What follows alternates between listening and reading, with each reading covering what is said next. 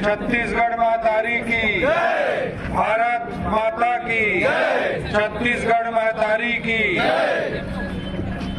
आज यहाँ पे हम लोग आए हैं, आप लोगों का समर्थन देने के लिए आए हैं।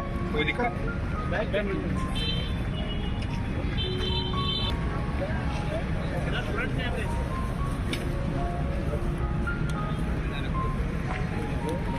एक्चुअली जब आप लोगों के आंदोलन के बारे में मुझे पता चला तो पहले भी हम लोगों को पता चलता था कि आप लोग एक बार और सड़क पर उतरने के लिए मजबूर हुए थे।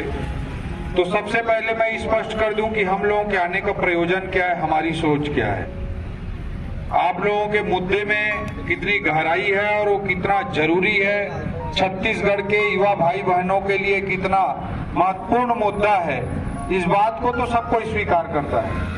हम लोगों के आने के पीछे का मंतव्य हम पहले बता देते। यहाँ पर जब आप लोगों के आंदोलन के बारे में पता चला तो मैंने पहले ही पूछा, आप लोगों के साथी लोग मेरे को फोन किए, तो भाई हम लोग फिलहाल एक राजनीतिक पार्टी का मैं सदस्य भी हूँ।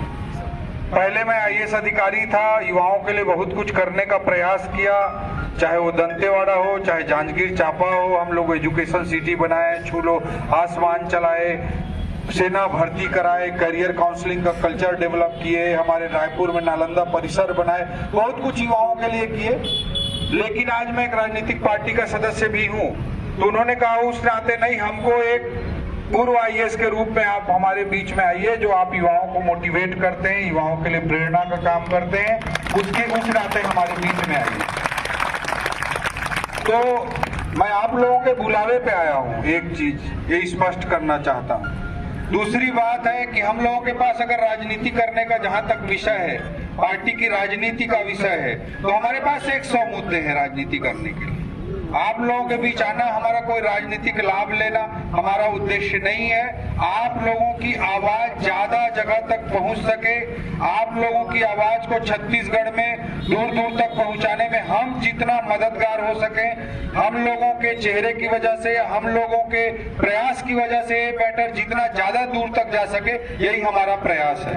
और जिस दिन आप लोग जिस रूप में चाहोगे उसी रूप में हम आप लोगों के साथ आएंगे। अल्टीमेट हमारा उद्देश्य है कि आप लोगों का लक्ष्य पूरा होना चाहिए, आप लोग जो चाहते हैं वो अचीव होना चाहिए। आप लोगों की जो इच्छा है कि भर्ती की प्रक्रिया पूर्ण हो, वो भर्ती प्रक्रिया पूर्ण होनी चाहिए। हम लोगों के जहां खड़े होने से आपकी भर्ती प्रक्रिया पूर्ण होगी, वहां हम खड़े होंगे। जहां आप लोगों को लगेगा कि हमारे साइड में रहने से आप लोगों की भर्ती प्रक्रिया जल्दी पूर्ण होगी, तो हम साइड में खड़े रहेंगे।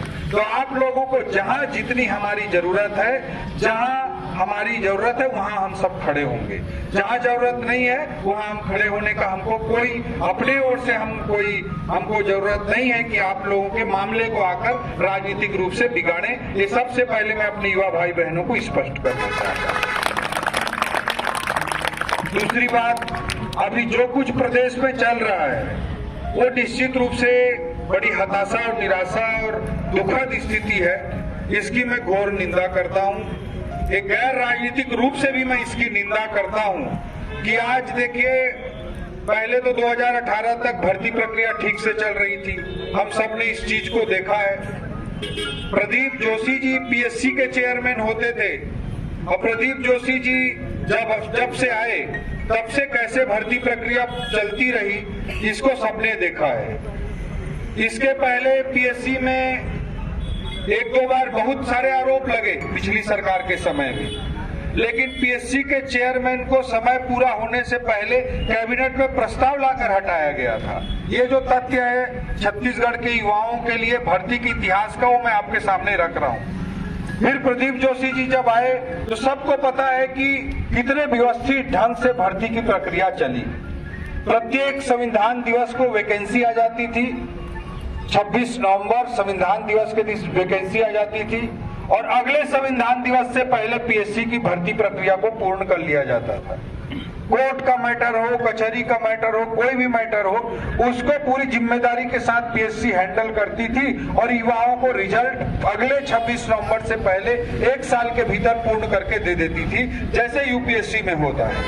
यूपीएससी का शेड्यूल तय रहता है, कैलेंडर साल भर का तय रहता है और जैसे वैकेंसी आती है अगले साल एक समयबद्ध प्रक्रिया के तहत उसे पूर्ण कर लिया जाता है।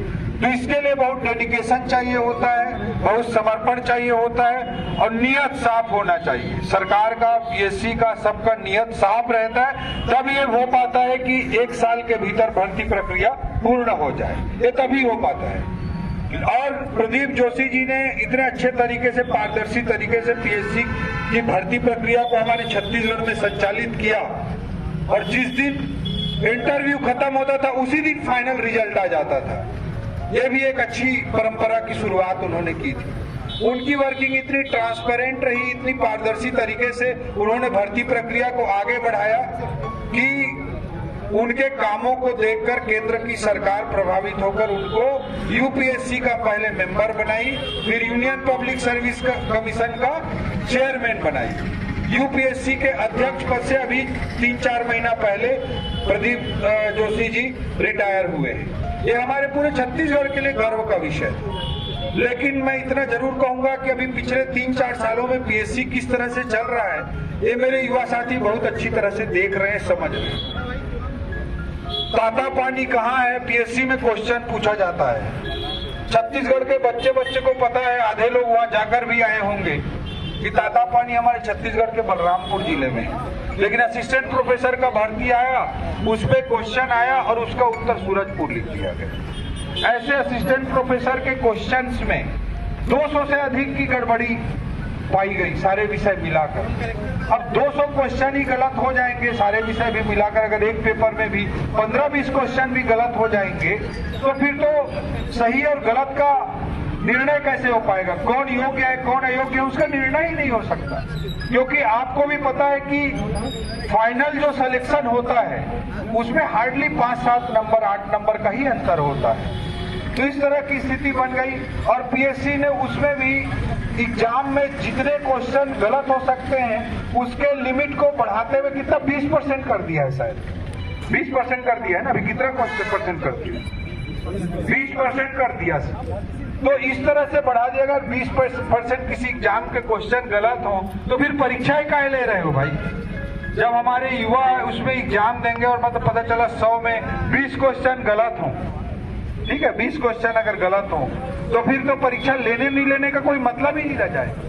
तो इन सब चीजों को संवेदनशीलता से समझने की जरूरत है। रहा आरक्षण का मैटर, आप देखिए आरक्षण किस वर्ग को कितना मिलना चाहिए, उसके लिए पॉलिटिकल कमिटमेंट किस पार्टी का कितना है, हमारा पूरा पॉलिटिकल कमिटमेंट है, मैं उस पर नहीं जाना चाहता। मूल विषय है कि जो आरक्षण का सिस्टम चल रहा था 2018 से, उसमें अचानक सरकार बनते ही 27% ओबीसी को आरक्षण दिया जाएगा, ये सगुफा छोड़ दिया गया और एक व्यक्ति को कोर्ट भेज दिया गया और जो व्यक्ति कोर्ट में जाकर पिटीशन लगाया तुरंत वहां हाई कोर्ट में जाके वो मैटर स्टे हो गया और जो स्टे कराने वाला था, याचिका रखने वाला था, उसको कबीर सोद पीठ का अध्यक्ष बना। आज हम लोग देखे, अभी हमारे आदिवासी भाई भी होंगे, उन लोगों का अभी सितंबर 2022 में कोर्ट का वर्डिक्ट आया।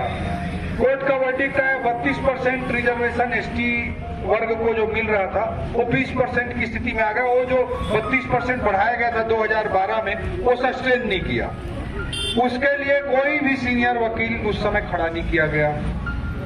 सुप्रीम कोर्ट में उसी समय ईडी का केस चल रहा था, उसमें अभिषेक मनु सिंघवी जी को, कपिल सिब्बल को, मीनाक्षी अरोड़ा को, ऐसे करोड़ों रुपए फीस लेने वाले लोगों को वहां खड़ा कर दिया गया, यहाँ खड़ा नहीं किया गया। फिर जो भी है, अब वहां पे यहाँ पे मैटर खत्म हो गया, आरक्षण गड़बड़ा गया। पहले जो सिस्टम चल रहा था, अब उस पे जो पिटीशन लगाया था उसको एससी कमीशन का प्रदेश आयोग का अध्यक्ष बनाते हुए उसको कैबिनेट मंत्री का दर्जा देकर पुरस्कार दे दिया गया।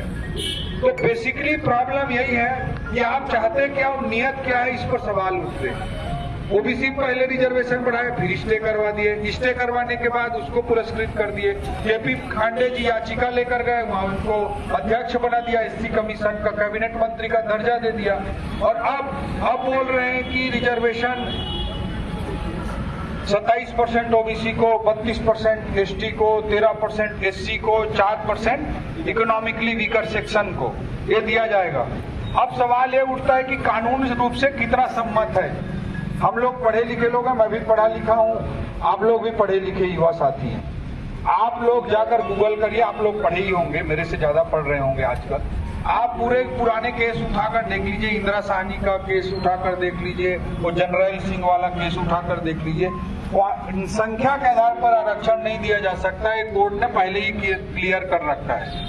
प्रतिनिधित्व की अपर्याप्तता, इनएडिक्वेसी ऑफ रिप्रेजेंटेशन, वो एक तरह का बेस शायद हो सकता है, लेकिन संख्या के आधार पर आरक्षण की बात को कहीं न कहीं नकारा जा चुका है। ठीक है, उसके बाद अब ये बोल रहे हैं कि भाई आप 58% रिजर्वेशन को प्रोटेक्ट नहीं कर पाए और 76% आरक्षण की बात कर रहे हैं नया सगुफा छोड़।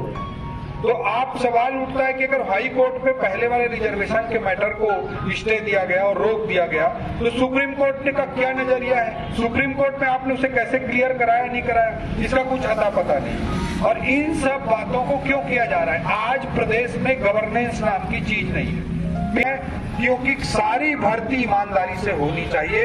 ये किसी भी सरकार का पहला पवित्र उद्देश्य होना चाहिए, किसी भी सरकार। मैं मानता हूं कि भर्ती जो होती है, हम लोग भी तैयारी किए, गांव से कोई बच्चा निकलता है, लोअर मिडिल क्लास का बच्चा, निम्न मध्यम वर्गीय परिवार की कोई हमारी बहन निकलती है, कोई हमारा भाई निकलता है, वो इस सोच के साथ आगे बढ़ता है।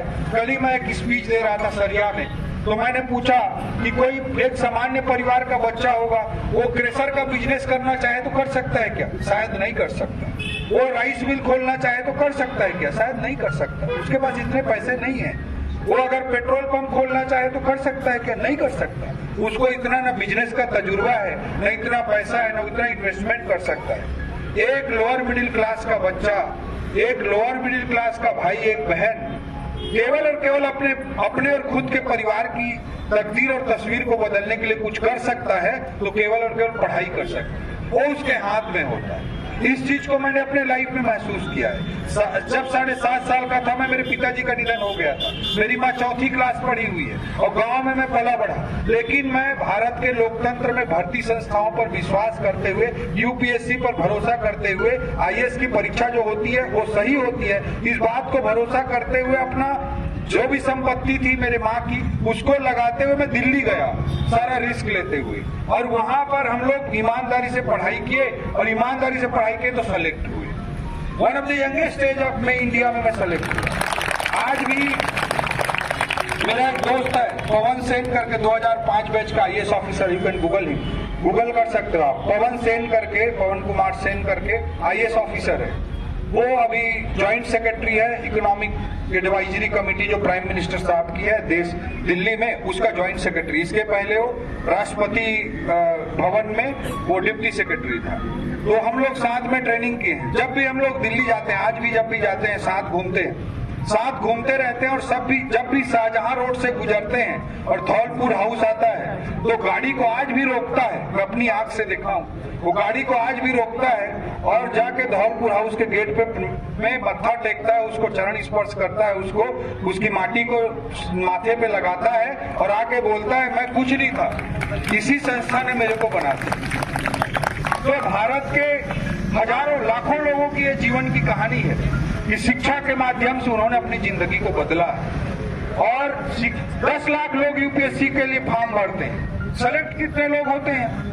सेलेक्ट होते हैं मान लो 150 लोग आईएएस में सेलेक्ट होते हैं। सारी सर्विस मिला दें हम, Indian railway service, Indian railway account, Indian railway traffic service, Indian personal service, postal telecom service, Indian postal service, Indian revenue service, income tax, Indian revenue service, GST, Indian foreign service, Indian police service, सबको अगर मिला दे तब भी 700-800 लोग select होते हैं। 10 लाख लोग जो फॉर्म भरते हैं उसमें 700-800 लोग ही सेलेक्ट होते हैं। 9,99,200 लोग कहीं ना कहीं असफल होते हैं, लेकिन तब भी लोग स्वीकार करते हैं यूपीएससी को, क्योंकि एक विश्वास है, एक ट्रस्ट।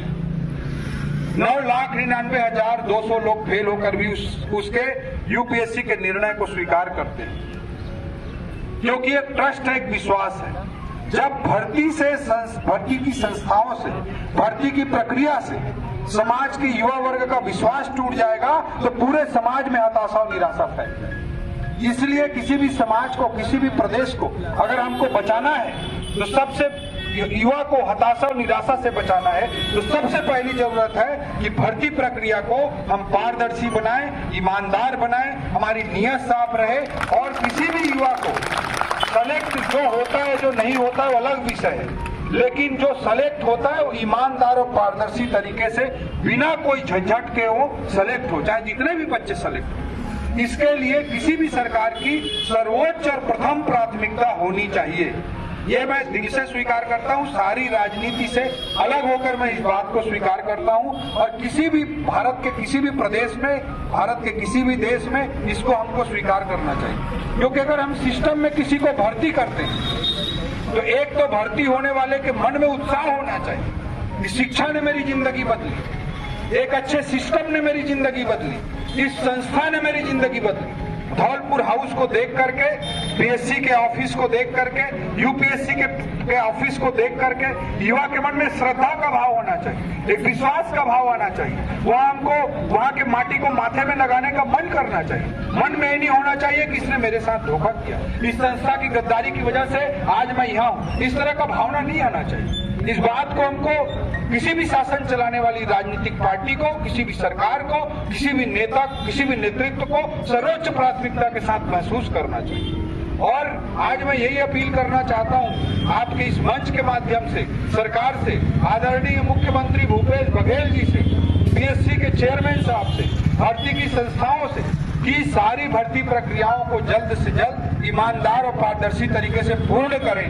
और इसमें हम कोई राजनीति नहीं करना चाहते, लेकिन दुर्भाग्यजनक है कि मैं महसूस कर रहा हूं 4 साल से कि जो सर्वोच्च प्राथमिकता का विषय होना चाहिए वो लास्ट प्राथमिकता का विषय बना हुआ है। किसी को कोई लेना देना नहीं है कि भर्ती हो रही है नहीं हो रही है, किस युवा क्या सोच रहा है, उसके मन में क्या चल रहा है। मैं नालंदा परिसर कई बार जाता हूँ, रात में 1 बजे 2 बजे जब भी मुझे खाली समय मिलता है मैं नालंदा परिसर जाता हूँ, बिल्कुल बेनाम बिना आइडेंटिटी के चुपचाप जाता हूँ, युवा साथियों से मिलता हूँ। तो जो मुझे निराशा दिखती है, जो उनके मन में आक्रोश दिखता है, वो किसी भी समाज के लिए, किसी भी सभ्य समाज के लिए उचित नहीं है। आप लोगों की मांग है कि भर्ती प्रक्रिया पूर्ण हो, ये किसी भी युवा का बेसिक, सामान्य और आधारभूत मांग है, उसका मौलिक अधिकार है कि जो भी सिस्टम में भर्ती हो रहा हो वो जल्द से जल्द समयबद्ध तरीके से पूर्ण हो और पारदर्शी तरीके से पूर्ण हो। ये आपका फंडामेंटल राइट है, इट्स योर फंडामेंटल राइट। आपका ये मूलभूत अधिकार है, मौलिक अधिकार है कि सही ढंग से भर्ती हो, और आपके इस मौलिक अधिकार का हम पूर्ण रूप से समर्थन करते हैं। इसमें आप लोगों को जहां जिसकी भी हमारी जरूरत होगी उसके लिए आज नहीं, आजीवन हम खड़े रहेंगे। जिस भी तरह के सपोर्ट की जरूरत होगी उसके लिए हम समर्पित होकर खड़े रहेंगे। जिस भी तरह के आप लोगों को सपोर्ट की जरूरत होगी उसके लिए मैं खड़ा रहूंगा, व्यक्तिगत रूप पर भी और राजनीतिक दल से अलग होकर भी बोल रहा हूँ, और आजीवन खड़ा रहूंगा। जीवन की प्रासंगिकता किसी पद को पाने में, किसी कुर्सी को पाने में नहीं है। मैं इस बात को दिल से स्वीकार करता हूं कि किसी भी पद को, किसी भी कुर्सी को पाने में जीवन का रिलीवेंस नहीं है, लाइफ का रिलीवेंस नहीं है, जीवन उससे प्रासंगिक नहीं होता है। आज आपको लगता होगा कि सेलेक्ट भी हुए हैं, सेलेक्ट हो जाएंगे तो जीवन पूरा बदल जाएगा। निश्चित रूप से आपके जीवन में परिवर्तन आएगा, लेकिन जीवन का असली सेटिस्फेक्शन वहां नहीं है। आप जब तक अच्छा काम नहीं करेंगे, जब तक दिल से आप जुड़ करके लोगों के लिए, समाज के लिए अच्छा नहीं करेंगे, तब तक कभी आपको आत्मसंतुष्टि नहीं मिलेगी। मैं अपने जीवन का अनुभव बता रहा हूँ, जब आप लोगों के लिए अच्छा करते रहेंगे तभी आपको आत्मसंतुष्टि मिल सकती है, मेरे जीवन का अनुभव। और कोई पद से किसी व्यक्ति की पहचान कभी नहीं होनी चाहिए, मैं दिल से स्वीकार करता हूँ, मानता हूँ, ये मेरे लाइफ का फिलॉसफी है कि कोई भी पद से व्यक्ति नहीं होना चाहिए, व्यक्ति से पद की गरिमा होनी चाहिए। अगर ओपी चौधरी कलेक्टर था तो कलेक्टर से ओपी चौधरी का वजूद नहीं है, ओपी चौधरी से उस पद का वजूद था और रहेगा, ये मैं दिल से स्वीकार करता हूँ। इसलिए मैं बोल रहा हूँ, सारे पदों को छोड़कर मैं केवल अपने संतुष्टि का जीवन जीना चाहता हूँ। इसलिए मैं राजनीतिक मंच के माध्यम से काम कर रहा हूँ। मेरा लक्ष्य केवल और केवल ये है कि मुझे आत्मसंतुष्टि मिले, अपने प्रदेश के भाई बहनों के लिए मैं कुछ अच्छा कर सकूं। मेरे पास कोई पद रहे ना रहे, मेरे पास क्या पोजीशन है क्या नहीं, आई डोंट केयर, मुझसे उससे फर्क नहीं पड़ता है। लाइफ में सब कुछ अचीव करने के बाद में इस सोच पे पहुंचा और इस सोच के साथ जीवन को जीता हूं। तो आप लोगों को मैं इतना कमिटमेंट देने के लिए आया हूं। हमारे साथ हमारे नल्लेश भाई भी आए हैं, हमारे साथ हमारे अनुराग भाई भी आए। हम लोग सारी राजनीति और राजनीतिक पार्टियों से अलग हटकर आपको कमिटमेंट दे रहे हैं कि आप लोगों को जहां जैसी जरूरत होगी हम सदैव आपके लिए समर्पित होकर खड़े रहेंगे, आजीवन खड़े रहेंगे। कभी भी आपको जो जरूरत होगी आप लोग हमें कांटेक्ट कर सकते हैं, बात कर सकते हैं और उसके लिए आजीवन हम खड़े रहेंगे। और जहां हम लोगों के खड़े नहीं रहने, दूर खड़े रहने से आपके मिशन को, आपके अभियान को अगर लाभ रहेगा तो हम दूर खड़े रहने में हमको ज्यादा खुशी है। ये भी मैं स्पष्ट करना चाहता हूँ।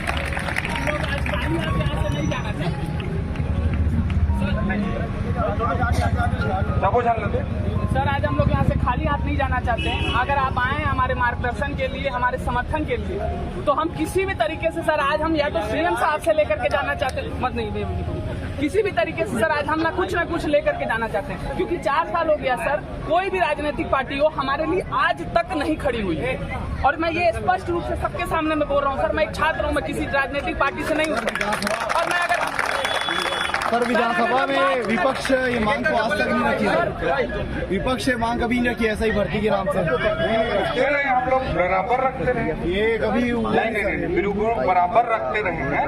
ईसाई भर्ती के मुद्दे को मैंने कई बार उठाया है, हम लोगों ने उठाया है। हम लोगों ने पूरा एक बड़ा अभियान चलाया, रोजगार के लिए सड़क पे हम लोग उतरे थे और उसमें भी ईसाई भर्ती एक महत्वपूर्ण विषय के रूप में था। आप गौर नहीं किए सर जो हमारे प्रदेश की विपक्ष है, अगर आज विपक्ष हमारे सड़कों पे होती तो आज ये युवा यहाँ पे नहीं बैठता सर। मैं अगर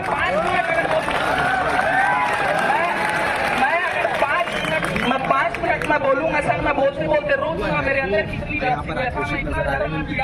बिल्कुल बोलो। मेरा कोई उद्देश्य नहीं था सर। आप हमारे युवा हमारे हम लोग जब नाम सुनते तो हमारे लेकिन सर आज मैं स्पष्ट सभी मीडिया वाले लोग के सामने बोला बोलो। 4 साल में आज अगर आप चाहोगे तो पूरा युवा मोर्चा सब लोग आकर देना चाहते हो या नहीं देना चाहते हो, ये आप लोग तय करके निर्णय कर लो। अभी माइक पकड़ के भाषण चालू कर देंगे हम लोग राजनीतिक रूप से भाषण भी करने लगेंगे, राजनीतिक रूप से लोग भी आ जाएंगे, लेकिन आप लोग उसको तय करो कि आप लोग उसे राजनीतिक मूवमेंट बनाना चाहते हो या नहीं बनाना चाहते हो, ये आप लोगों के ऊपर है। सर हम यदि राजनीतिक मूवमेंट बनाना चाहते तो पूरा कब से हो जाए, नहीं बनाना चाहते आप हमारे आइकॉन हो।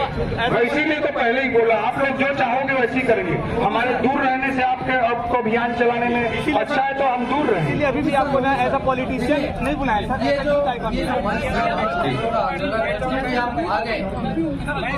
आप आ गए तो ये जो छाप है प्रोफेसर छाप 4 वर्षों का इंतजार, विभिन्न तरह के जो ऑब्स्टिकल लगाए जा रहे हैं, ये छाप काफी बात हो रही है और जो आज्ञा नहीं थी, तो चूंकि आप आज आ गए हैं, एक राजनीतिक चेहरा भी है, तो आप इन छात्रों और ये छात्र आपके साथ हैं, क्या सर सीएम आपसे सहायता करेंगे अपनी बात जी। मुख्यमंत्री जो हमारे भी है जी, वो तो यहाँ संज्ञान लेने आए नहीं है, तो कम से कम हम उन तक पहुँच सकें, जी। हमको बात पहुँचा सकें, जी। तो इस पे आप जो है हमारा सहयोग कर सकते हैं। अरे हमारी जो सहयोग चाहिए आप मुख्यमंत्री जी के साथ के लिए साथ चलने बोले साथ चलूंगा मैं।